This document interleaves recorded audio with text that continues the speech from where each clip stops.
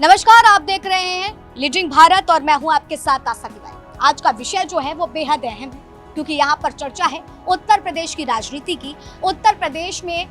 बनने वाले नए समीकरण की, जिसको लेकर के आज हम यहाँ पर बात करेंगे। देखिए, सियासत और सियासतदारों की एक नहीं बल्कि अनेक कहानी होती है, जहाँ पर दिखावटी भेष देखे जाते हैं, समाज सुधार की बातें होती हैं,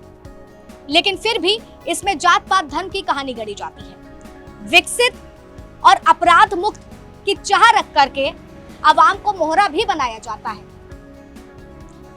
और फिर इसके बाद सियासत के सफर को, यानी कि सत्ता के नए सफर के लिए जो है इसको पूरा रास्ता तय करते हुए मंजिल की ओर आगे बढ़ते हैं। लेकिन इन सब के बीच देखिए, सवाल है सियासी जंग और बदलते सियासत के रंग का, जो इस वक्त उत्तर प्रदेश में एक नई इबारत लिख रहा है, जहां चार पार्टियों के विपरीत रूप हैं, विपरीत सोच है, उसका जिक्र करते हैं। देखिए, अगर हम बात करते हैं तो एक पार्टी वहां पर विकसित की बात करती है, विकास की बात करती है, तो दूसरी पार्टी दलितों के साथ हो रहे शोषण का मुद्दा रखती है। तीसरी पार्टी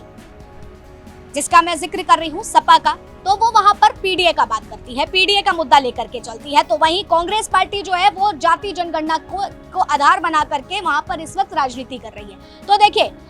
चार पार्टी है, चार समीकरण है, चार रणनीति है और चार रणनीति के साथ में चार लोग हैं और इन्हीं चार लोगों का वोट हासिल करने के लिए इस तरीके की चीजें वहां पर देखी जा रही है। अब ऐसे में हम जब आगे बढ़ते हैं, ज्यादा दूर नहीं जाएंगे, लोकसभा के चुनाव को ही जिक्र करते हैं। लोकसभा के चुनाव में जिस तरीके से उत्तर प्रदेश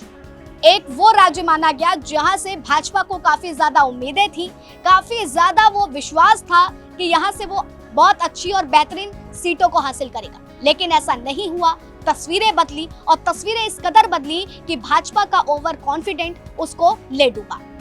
वहीं बसपा के हाथ में एक भी सीट नहीं आई, लेकिन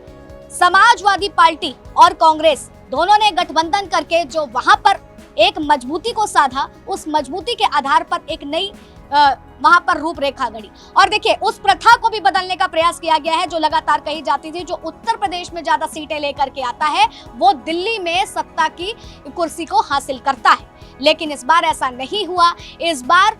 मात्र एनडीए को 36 सीटें मिली और समाजवादी पार्टी यानी कि पूरा जो इंडिया गठबंधन था उसके हाथ में 43 सीटें आई, लेकिन उसके बाद भी भाजपा ने जो है तीसरी बार अपनी पार्टी बनाई है। अब ऐसे में ऐसा क्यों हुआ, क्या कुछ पॉइंट ऑफ रहते आपने हर जगह हर मीडिया रिपोर्ट्स में देखा होगा, लेकिन वो जब हुआ तो हुआ और उसके साथ आज वर्तमान में क्या हो रहा है, इसलिए उसका थोड़ा सा जिक्र होना जरूरी है। आपको बताते चलते हैं। देखिए, बसपा का इस पूरे लोकसभा चुनाव में सीटें ना हासिल करने की वजह रही कि वो जनता के बीच चुनाव के वक्त उतरी। उससे पहले उन्होंने जनता के साथ कोई भी संबंध नहीं रखा, साथ ही अपने भतीजे को उत्तराधिकारी बनाया। जब उनका शानदार प्रदर्शन था तो किसी डर के आगे आकर के उन्होंने उनको भी पीछे कर दिया, लेकिन इंडिया गठबंधन ऐसा नहीं करता था। इंडिया गठबंधन सड़कों पर रहा, लोगों से जाकर के मिला, आवाम की मजबूरी समझी, समस्याएं समझी, उनके साथ खड़ा हुआ और लिहाजा परिणाम क्या है कि युवाओं के साथ पिछड़े दल के लोग जो थे वो पीडीए के साथ बढ़े और इंडिया गठबंधन को बहुत ही भारी मात्रा में वोट दिया। अब यही सारी जो चीजें हैं वो पूरी तरीके से बदलाव करती नजर आ रही हैं। अब वो बदलाव क्या कर रही हैं वो जरा समझिएगा। देखिए, इस वक्त जो वर्तमान का विषय है और जो वर्तमान का टॉपिक है वो यही है कि अखिलेश यादव और मायावती यानी कि बुआ बबुआ जो है साथ आते दिख रहे हैं और कयास ये लगाए जा रहे हैं कि अगर ऐसा रहा तो बुआ बबुआ की जोड़ी एक बार फिर से देखने को मिलेगी, जो पहले के चुनावों में एक बार देखने को मिली थी। अब ऐसा क्यों हुआ है, छोटे से उसमें आपको बताते हैं। देखिए, हाल ही में एक टीवी चैनल पर डिबेट शो चल रहा था और डिबेट शो में भाजपा विधायक यानी कि मथुरा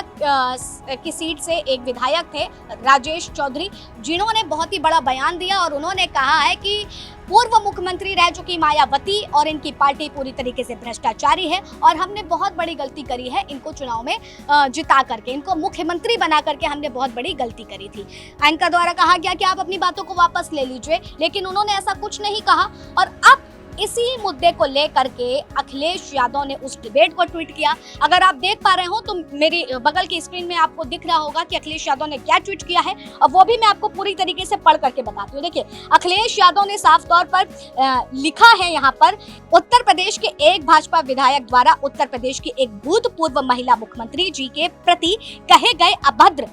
शब्द दर्शाते हैं कि भाजपाइयों के मन में महिलाओं और खास तौर पर वंचित विशोषित समाज के आने वाले प्रति कितनी कटुता भरी हुई है।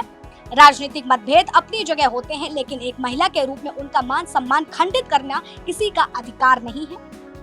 भाजपाई कह रहे हैं कि उन्हें मुख्यमंत्री बनाकर हमने बहुत बड़ी गलती करी थी। ये भी लोकतांत्रिक के जनमत में अपमान है, और बिना किसी आधार पर यह आरोप लगाना वो सबसे भ्रष्ट मुख्यमंत्री है, बेहद आपत्तिजनक है। भाजपा के विधायक ऊपर सार्वजनिक रूप से दिए गए इस बयान को व्यक्तित्व की मानहानि का मुकदमा होना चाहिए। और भाजपा ऐसे विधायकों के प्रश्न में अगर उनको बात करती है और ऐसी बात करती है, मान सम्मान को गहरी ठेस पहुंचाती है, तो साफ तौर पर यह समझ में आता है कि अगर भाजपा इस पर जो है, मतलब साफ तौर पर उन्होंने यही कहा कि अगर भाजपा अपने विधायक पर कार्रवाई नहीं करती तो उससे साफ तौर समझ में आएगा कि महिलाओं के प्रति पूरी भाजपा की सोच यही है। अब मायावती की आड़ में उन्होंने भाजपाओं पे तो टारगेट करके ये बात तो रखी, लेकिन इस बीच मायावती ने भी समाजवादी पार्टी सपा सुप्रीमो अखिलेश यादव का आभार व्यक्त किया और उपचुनाव का भी इस ट्वीट पर पूरा जो है जिक्र किया। आप देख पा रहे हो तो वो ट्वीट भी चल रहा है, किस तरीके से उन्होंने ये बात कही है कि भाजपा के उपचुनाव में आने वाले चुनाव में भाजपा अगर इस पर कार्रवाई नहीं करती है तो आने वाले चुनाव में उनके साथ क्या होने वाला है, वो भी उन्होंने इस बात का जिक्र किया। अब देखिए, इस जुगलबंदी में बसपा सपा के गठबंधन को याद करने की वो जो चीजें थी वो भी देखी गई, वो तमाम जो चीजें थी देखी गई। लेकिन इस बीच एक और एंगल आता है। अब एक और दूसरा एंगल क्या आता है? कांग्रेस पार्टी का उपचुनाव है। उपचुनाव में सपा और बसपा जहां अब आपसी मेल खाते हुए दिख रहे हैं, लेकिन जो लोकसभा चुनाव में इंडिया गठबंधन था वो उपचुनाव में टूटता बिखरता नजर आ रहा है, क्योंकि सीटों को लेकर के दो युवाओं में आपस में पटरी नहीं खा रही है और दोनों युवाओं के बीच में कुछ ना कुछ रात को रात देखी जा रही है। अब जहां इन सारी चीजों को लेकर के राहुल गांधी का एक वीडियो बहुत तेजी से वायरल हो रहा है, और उस वीडियो में जो है साफ तौर पर यह कहा जा रहा है कि जातीय जनगणना का जिक्र है, और जातीय जनगणना के आधार पर आज तक भाजपा ने किसी भी बड़े पदों पर दलितों को नहीं बैठाया है। किसी भी बड़े कंपटीशन में हमें नहीं दिखता है, चाहे वो मिस इंडिया का कंपटीशन ही क्यों ना हो, वहां पर भी हमें कोई पिछड़ा दल के लोग नहीं दिखते हैं, और ना ही किसी अगर बात करें किसी संस्थानों में, तो पूरी तरीके से भारत जो 90% की बात करता है, 90% को लेकर के आगे बढ़ता है, वो पूरी तरीके से विफल होते दिखता है। जाति जनगणना से सिर्फ आबादी पता लगेगी, वो बहुत जरूरी कदम है, क्योंकि भागीदारी से पहले आबादी के बारे में पता होना पड़ेगा, क्योंकि भागीदारी तक हम बिना आबादी के तो पहुंच ही नहीं सकते। मगर आबादी लास्ट कदम नहीं है। मेरा विजन है कि हिंदुस्तान में धन किस प्रकार से बांटा जा रहा है, ओबीसी के हाथ में कितना है, दलितों के हाथ में कितना है, पहली बात। दूसरी बात, हिंदुस्तान के जो इंस्टीट्यूशंस हैं, ब्यूरोक्रेसी हो, जुडिशरी हो, मीडिया हो, इसमें इन लोगों की कितनी भागीदारी। आप लिख लो, अगर कोई सोचे कि जाति जनगणना को रोका जा सकता है, मैं आपको बता रहा हूं वो सपने, ये होगा ही होगा। इसको रोका नहीं जा सकता है, ना जाति जनगणना रुकेगा, ना सोशो इकोनॉमिक सर्वे रुकेगा। अब इसी पर बसपा सुप्रीमो मायावती ने एक ट्वीट किया है, और उस ट्वीट में लिखा है कि आज जो आप जातीय जनगणना की बात कर रहे हैं, जो कि 2024 का एक बड़ा मुद्दा रहा था, आप जातीय जनगणना की बात कर रहे हैं, तो जब आप सत्ता में थे तब आपने इस बात का जिक्र क्यों नहीं किया? उस वक्त आपने इस मुद्दे को आखिर क्यों नहीं उठाया? अब बसपा सपा कांग्रेस के इर्द गिर्द एक सर्कल तैयार हो गया है। अब ये देखना है कि सपा किस ओर के सर्कल की ओर जाती है, बसपा का हाथ थामती है या फिर सपा का हाथ या फिर कांग्रेस का हाथ थामती है। ये सारी चीजें तो हैं, लेकिन इस बीच हमने देखा कि लोकसभा चुनाव में किस तरीके से भाजपा को इसी सपा और कांग्रेस के गठबंधन ने तगड़ा गच्चा दिया था, और वो गच्चा और उस गच्चे की चोट आज तक भाजपा के जहन में है, और दलित वोट को साधने के लिए जो प्रक्रिया चल रही है। अब इन सारी चीजों में देखिए, मैं जिस बात का जिक्र कर रही हूं, जो आपको समझाने की कोशिश कर रही हूं, उस चीज को जरा समझिएगा। समाजवादी पार्टी के जो सुप्रीमो है अखिलेश यादव एक ट्वीट करते हैं जो एंगल देता है मायावती के प्रति, महिला के प्रति उनकी बात रखना, लेकिन यहाँ से उन्होंने पीडीए पर निशाना साधा और पीडीए पर निशाना साधते हुए दलितों को सेंध मारी। बसपा सुप्रीमो लगातार क्रीमी लेयर जो आरक्षण का मुद्दा है उसको आगे बढ़ा रही है, वहां से दलितों के साथ होने वाले शोषण की बात वो करती हुई नजर आ रही है। राहुल गांधी अपने वीडियो में जातीय जनगणना की बात करते हैं, पिछड़ों की बात करते हैं। उसके बाद भाजपा की बात करें तो भाजपा भी अयोध्या रेप कांड को उठाते हुए दलित बच्चियों के साथ हो रही अपराधों को लेकर के बात करती है। मतलब देखिए, दलितों पर सेंध मारने के लिए चारों विचारधाराएं, चारों पार्टी, चारों समीकरण, चारों राजनीतिक दल एक साथ उस पर खड़े होते नजर आ रहे हैं और कौन किस तरीके से इस पर भारी पड़ेगा ये देखने को मिलता है। लेकिन इन चुनावों में जो सबसे बड़ी चीज देखी जा रही है और सबसे बड़ा जो समीकरण तैयार हो रहा है वो यकीनन वो उपचुनाव की राह भी तय करता है और 2027 में होने वाले विधानसभा चुनाव की भी। उन सारी चीजों को, ये सारी चीजें मेरा बताने का मकसद यही था कि कौन पार्टी किस तरीके से काम कर रही है, किस पर आरोप प्रत्यारोप का सिलसिला चल रहा है, किस पर बंदूक रख करके किस चीज पर वो निशाना साध रही है। अब देखिए, हर कोई एक दूसरे का हाथ पकड़ करके आगे बढ़ना चाह रहा है। समाजवादी पार्टी ने कांग्रेस का हाथ पकड़ा लोकसभा चुनाव में ताकि वो दिल्ली का रास्ता साफ हो सके। उसके लिए दिल्ली की तीसरी पार्टी जिस तरीके से वो उभर करके भी बनी है, कांग्रेस ने अपना वजूद खोने की आड़ में जो वजूद खोती जा रही थी उसको बनाने के लिए उसने इनका हाथ थामा, समाजवादी पार्टी का हाथ थामा और 6 सीटें भी वो लेकर के आई और फिर से अपने उस वजूद को कायम करने भी लग गई है। अब बसपा की जब बात आती है तो बसपा के जो परिणाम आए हैं उससे वो काफी हताश हैं और इस बार के चुनाव में हो सकता है वो समाजवादी का हाथ थामे और फिर से वो नींव को तैयार करें जहां आज वो एक 0 बटे सन्नाटे पर आकर के खड़ी हो गई है। लेकिन भाजपा की जब बात आती है तो भाजपा राष्ट्रवाद, धर्म और विकसित विकासशील देश बनाने की, विकसित भारत बनाने की बात को लेकर के आगे बढ़ती हुई नजर आ रही है। तो देखिए, एक दूसरे का हाथ थामा हुआ है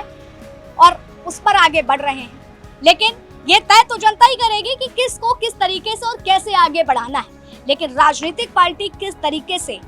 हम आवाम को अपना मोहरा बना करके सत्ता हासिल करती है और उत्तर प्रदेश की राजनीति में एक नया एंगल लाने की कोशिश कर रही है, एक वो पारदर्शी आईना आपके सामने समक्ष रखने की प्रयास कर रही है जो यकीनन जनता बहुत अच्छे से समझती भी है और जनता इन चुनावों में साफ तौर पर बताते हुए भी नजर आएगी, क्योंकि ओवर कॉन्फिडेंट भाजपा का भी मात खाया इन चुनावों में और समाजवादी पार्टी से अखिलेश यादव और राहुल गांधी की मेहनत को भी देखा गया, लेकिन बसपा की मेहनत जो नहीं दिखी उसका भी सबसे बड़ा कारण उसका परिणाम उसको मिल गया है। फिलहाल ये पूरा समीकरण जो है वो तैयार हो चुका है और ये समीकरण ये तय करेगा कि आगे की रणनीति उत्तर प्रदेश की कौन सी नई इबारत को लिखने वाली है और जनता इस नई इबारत पर क्या मुहर लगाएगी या फिर अभी भी जनता किसी और बदलाव की चाह भीतरी मन में रखी हुई है, वो चुनाव के परिणाम बताएंगे। फिलहाल नई कहानी के साथ मिलेंगे और नई ऐसे ही कुछ अनोखी बातों को लेकर के आपके सामने आएंगे कि किस तरीके से क्या कुछ एक अनोखा और एक अतरंगा आवाम के सामने रखा जाता है, पेश किया जाता है। तब तक के लिए बने रहे लीडिंग भारत पर।